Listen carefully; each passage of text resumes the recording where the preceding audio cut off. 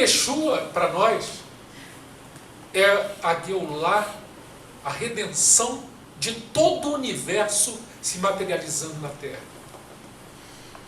A queda que aconteceu em todos os níveis de criação, em todos esses 4 mundos. O que são esses 4 mundos? A partir do momento que você se afasta do Ein Sof, que é o Eterno, através do Mashiach, do Adam Kadmon, o Eterno cria o mundo de Beriá, que é o mundo da criação, é o mundo das 3 primeiras Sefirot, Keter, Hormah e Binah. É o mundo dos planejamentos. É lá no mundo da criação que tudo é estabelecido. Acima da criação, você tem um mundo de Atzilut, que é o mundo mais próximo do Ein Sof. Os rabinos dizem que ali só existe um mar de misericórdia entre o Eterno e o Mashiach, e mais ninguém.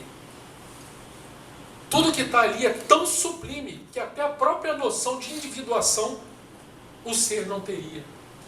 Isso remete muito a algumas palavras de Yeshua. Pai, eu oro por esses para que eles sejam um como nós somos um. O que Yeshua está falando? Que quando ele está acima do mundo de Atzilut, o nível de proximidade do Mashiach com o Eterno é tamanha que já não se, eles mesmos nem se percebem mais. Isso acontecerá com todos. Essa é a Geulah, segundo o Rabino Levi Karkovsky, essa fronteira entre os mundos de Atzilut, que é o mundo da emanação, para o mundo de Beriá, que é o mundo da criação, já é um mundo mais grosseiro um pouco. Ali, os seres já começam a ter a noção de individuação. Opa, eu já sei que eu sou um querubim. Opa, eu já sei que eu sou um ofanim. Então os seres já começam a se perceber. E ali começa, esses seres que ali vivem são os tronos, né, que auxiliam o Eterno em todo o projeto de criação. Abaixo desse mundo de Beriá, teríamos então um mundo de Yetzirah, da formação. É onde os projetos começam a ser executados, para ver se eles têm viabilidade de virar uma existência material. Então, nesse mundo de formação é que as coisas acontecem. E isso, a partir, você vai ficando cada vez mais distante do Ein Sof. Notem que os níveis de sublimidade, eles vão se engrossando, ficando mais densos, até chegar no 4º nível, que é onde nós estamos, que é o universo físico, material, palpável, que é o mundo de Asiá. Então, olha a nossa distância da fonte do Eterno, do Ein Sof. Mas, olha que coisa maravilhosa que o Eterno fez. Ao criar o homem à sua imagem e semelhança, colocou em nossa própria alma 5 níveis. Cada nível desse habita em um desses mundos. Olha que coisa, olha que coisa. O nível mais baixo da nossa alma é Nefesh, sangue, que é a nossa alma instintiva, sensorial, ligada aos contatos físicos da Terra. Certo? O nosso 2º nível de alma já habita num mundo mais sublime, que é o nível de Ruach, que habita no mundo de Yetzirah. Certo? Ali então, Ruach, ali disse que os seres celestiais que moram, que habitam nesse mundo de Yetzirah, eles se devotam ao Eterno com o poder das suas emoções. Então Ruach trabalha em nós a parte emocional do amor, dos valores morais, dessas coisas todas. Acima desse nível nós teríamos Neshama, que é a nossa parte intelectual, é o nosso culto racional, né? E que isso já estaria conectado ao mundo de Beriá. Notem. O 4º nível é conhecido como fôlego da vida, é aquilo que dá a nossa dimensão mais profunda, mais íntima. A gente normalmente experimenta esse 4º nível da nossa própria alma quando a gente passa por tribulações muito severas, que é o nível de Hayá. Esse nível de Hayá é equivalente ao mundo de Atzilut. Já está muito próximo do Eterno, mas de uma sublimidade enorme, mas ainda não tem acesso pleno ao Eterno. Precisa do 5º nível da alma, que é chamado o nível de Yeridá. E segundo os rabinos, o nível de Yeridá da nossa alma, que é a nossa unidade, é uma centelha da alma do Mashiach dentro de nós. Opa! Eu lembro que alguém falou: eu sou o caminho, a verdade e a vida. Ninguém vem ao Pai senão por mim. Por que isso? Porque Ele é a porta entre nós e o enxofre. Então, gente, por que eu estou trazendo tanto essas coisas, esse conhecimento? Como a gente estava falando do alimento um pouco mais sólido. Amém. Né? Porque é necessário a gente compreender quem é aquele Nazareno que veio há 2000 anos atrás, que foi crucificado, que morreu, que ressuscitou ao terceiro dia, que mudou a história da humanidade. No mundo ocidental se fala em 2019 anos, antes e depois dele. Como é que pode um suburbano nazareno mudar a história? E o seu nome, levar o nome do Eterno a ser conhecido em mais de 800 idiomas. É o judeu mais famoso de toda a história. Podem gostar ou não, mas é o homem. É o homem. Entendeu? Mas é. Exato. Então agora a gente começa a entender a importância desse Adão Kadmon, desse Mashiach, desse homem celestial, que por amor e misericórdia a nós, ofereceu a si próprio para descer aqui na terra, passar por tudo como homem, para pagar o preço, que era o preço da nossa transgressão da Torá. Quem deveria estar crucificado naquele madeiro éramos nós.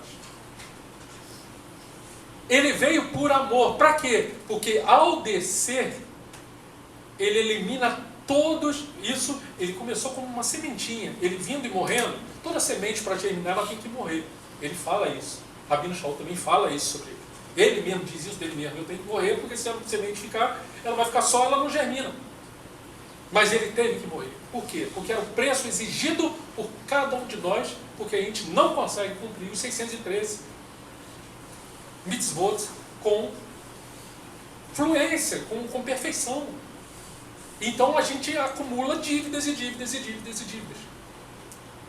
Então essa vinda dele inicia no universo o processo de Geulah. O processo de Geulah é quando essa redenção o Mashiach traz para os níveis mais baixos da existência essa luz que há lá em cima do mundo de Atzilut, até dissolver todas as fronteiras entre os mundos. O que ele fez foi o início. Isso está profetizado em Daniel 2, que ele seria lançado como uma pedra que foi cortada sem mão, que bateria no pé da estátua e ia derrubar todos aqueles reinos que estavam representados na estátua da Nabucodonosor, certo? E essa pedra cresceria e se tornaria uma grande montanha, e o seu reino nunca mais terá fim. Então, isso é o processo da Geulah. E cada um de nós que recebeu o testemunho desse Mashiach, Yeshua, somos os judeus messiânicos. Porque o Eterno primeiro escolheu esse povo, fez com ele uma aliança. Foi o povo que optou por dar ouvidos ao Eterno. E por isso o Eterno estabelece com o povo judeu uma aliança perpétua, que nunca seria rompida. Então por que esse caminho do judaísmo? Por conta da aliança que o Eterno fez com nossos pais. Uma aliança inquebrável. Né? E quando o Mashiach vem, ele consolida não só essa aliança, mas como é predito na profecia de Yeshayahu 42, Isaías 42, que o Eterno toma pela mão o seu servo, o Mashiach, e faz dele uma aliança pelo povo e uma luz para as nações. A meta, então, da vinda do Mashiach, Yeshua, é não só resgatar o povo judeu e o resto, né, que seja condenado, mas não, de resgatar a humanidade, que, como diria o Rabino Hillel, a gente só vai aprender a beleza do amor do Eterno quando você olhar qualquer outro ser humano e ver nele a imagem e semelhança de Hashem. Isso é Rabino Hillel, um dos sábios mais iluminados de todo o povo judeu. Ele já dizia quase tudo o que o próprio Mashiach Yeshua falava, porque, como o Morelito comentou, né, Yeshua não veio pedir ritos, sacrifícios, holocaustos, não, ele veio mudar a forma que nós entendemos. Primeiro o Eterno mandou o livro, a gente não entendeu o livro, ele mandou o professor. Então foi isso, porque a gente não estava entendendo. O que o Eterno busca de nós é o fruto. E Yeshua falou, pelos seus frutos os conhecereis. Comentamos isso um pouquinho ontem. Que fruto é esse, gente? É o fruto do Ruach HaKodesh, que habita em nós. O Ruach HaKodesh, o Espírito do Eterno, porque assim como o próprio Mashiach foi ungido com esse Espírito do Eterno, de uma forma sem medida, completamente cheio de toda essa essência do Eterno, quando ele retorna, se cumpre a profecia de Joel 2, que o Eterno derramaria sobre toda a carne, do meu Espírito, diz o Eterno. Não uma terceira pessoa, o próprio Espírito de Hashem. Quando ele derrama esse Espírito em cada um de nós, nós somos mini Mashiach. Então, olha quanta coisa está acontecendo. Estamos falando de Geulah, da redenção de todo o universo e do fim do pecado na Terra. Que isso começou há 2000 anos atrás como uma árvorezinha que foi plantada. E ninguém percebeu, que acharam que era uma árvorezinha sem importância. E ela está crescendo. E já estamos 2000 anos depois. E está enorme. E crescerá até nunca mais parar.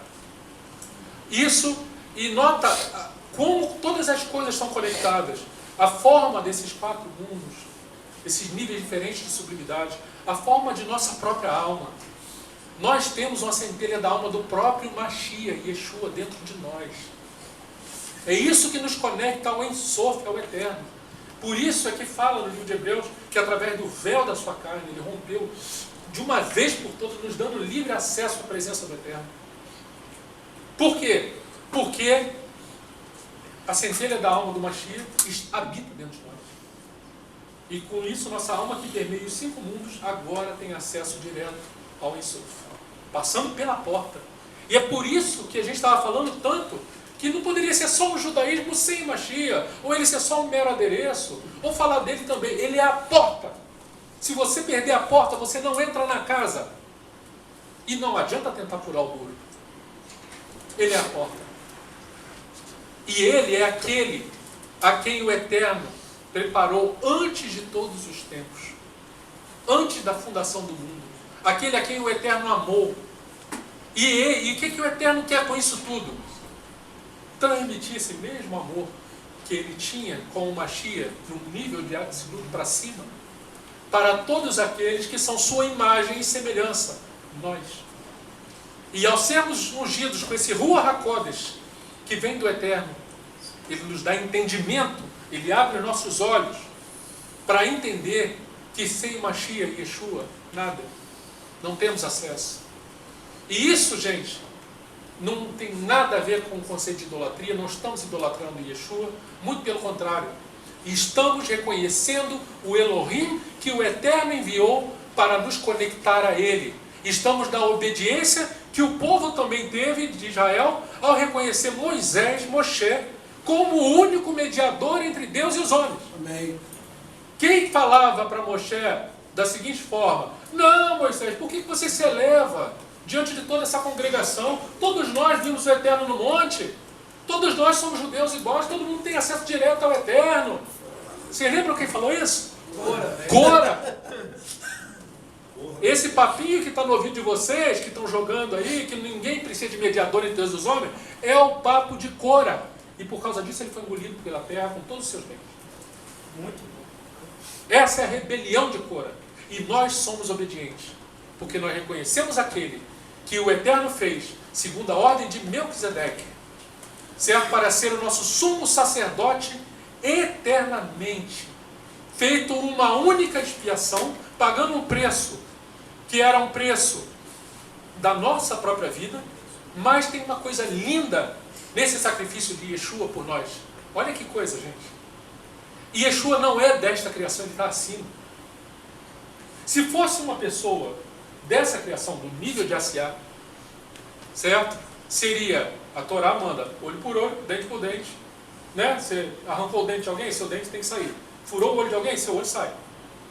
Mas Yeshua, vindo de lá de cima, de uma criação muito superior, ele cumpre o exigido pela Torá. Ele era justo, então alguém que era plenamente justo tinha créditos para pagar pela expiação dos pecados. Então ele pagou o nosso pecado, certo? Nos expiou, mas cumpriu o olho por olho, dente por dente. Ele pagou o preço pelo nosso pecado, como diz em Isaías 53. Mas tinha um detalhe, gente.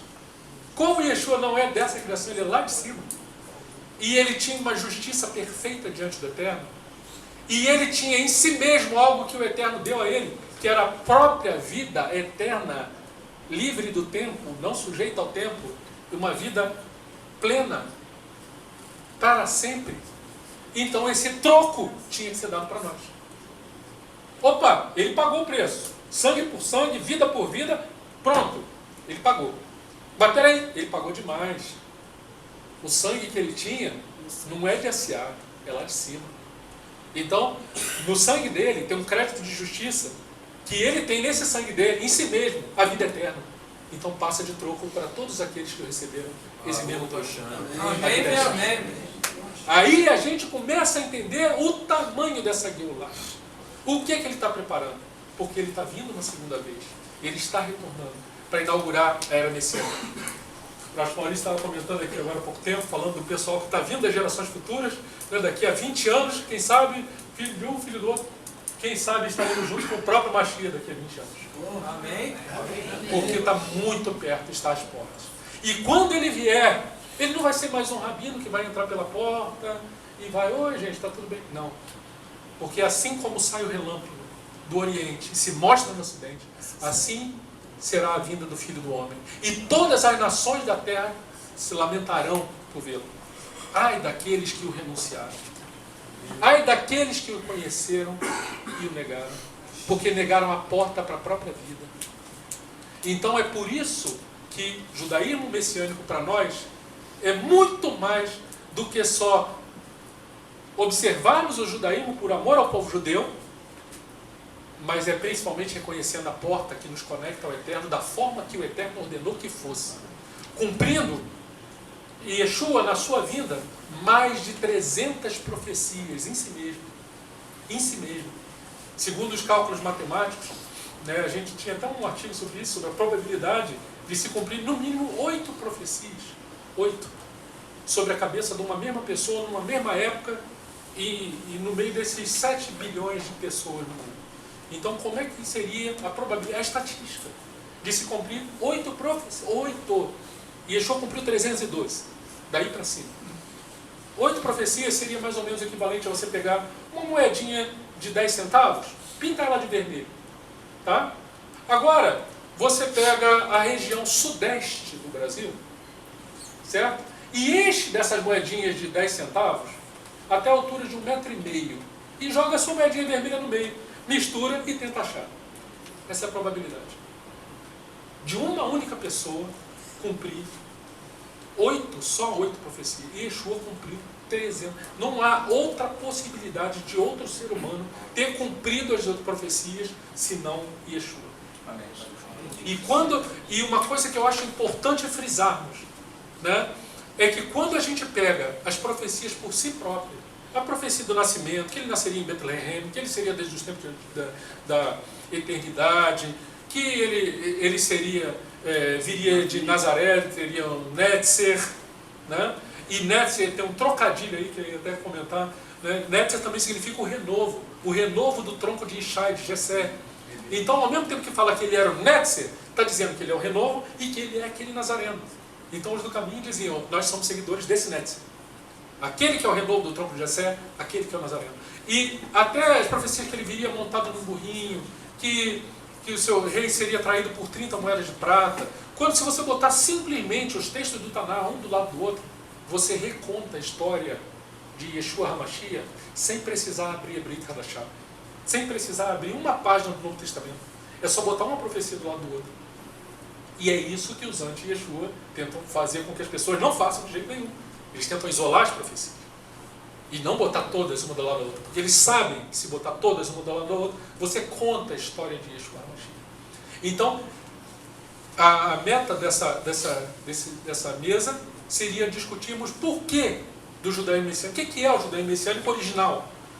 O judaísmo messiânico, para mim, é essa vida que o Mashiach traz, nos conectando nessa nova vida que teremos de vivenciar um absoluto, um amor, uma misericórdia do Eterno sem fim, e que isso, quando nós recebemos essa visão, o Eterno, ao derramar o seu Ruach HaKodesh sobre nós, produz em nós um fruto observável, que é o fruto do Espírito, que é a alegria, a primeira faceta do fruto do Espírito, a shalom, a paz, a longanimidade, longo ânimo, a paciência, a benignidade, que é a generosidade, aquele coração generoso, que só quer distribuir, bondade, fidelidade, e também conhecido como fé, ou emuná, que é a palavra completa no hebraico, mansidão, domínio próprio. As pessoas que de si transbordam, esse fruto não tem como fingir. A pessoa ou transborda ou não transborda, você sente na pessoa. A pessoa que é do Eterno, e Yeshua deixou claro. E a última faceta do fruto do Espírito, que é o próprio amor. Né? E Yeshua deixou muito claro que nisto todos conhecerão que vocês são meus discípulos, pelo fato de vos amardes uns aos outros. Certo? Então, só para finalizar, já está na hora, né? Eu gostaria de concluir que os motivos que temos para sermos judeus messiânicos, eles são enormes. E é muito importante, nesse período que estamos reavaliando todo o judaísmo messiânico, de não nos deixarmos levar por mera institucionalização, por cascas, por, meu judaísmo é assim, eu sou de Paulo, eu sou de Apolo. Não. A gente tem que ver o Deus que dá o crescimento. A gente tem que se conectar em quem é esse Mashiach. E por que o Eterno... A gente tem que ter essa visão de reino para entender o tamanho dessa obra que o Eterno está fazendo, o resgate de um universo inteiro, e o porquê que ele mandou esse Yeshua para resgatar o povo de Israel e a todas as nações, para que possamos vivenciar um tempo de uma unidade tão plena com o Eterno, que eu não tenho nem palavras para começar a descrever, porque nem o olho viu, nem o ouvido ouviu o que Deus está preparando para si. Amém.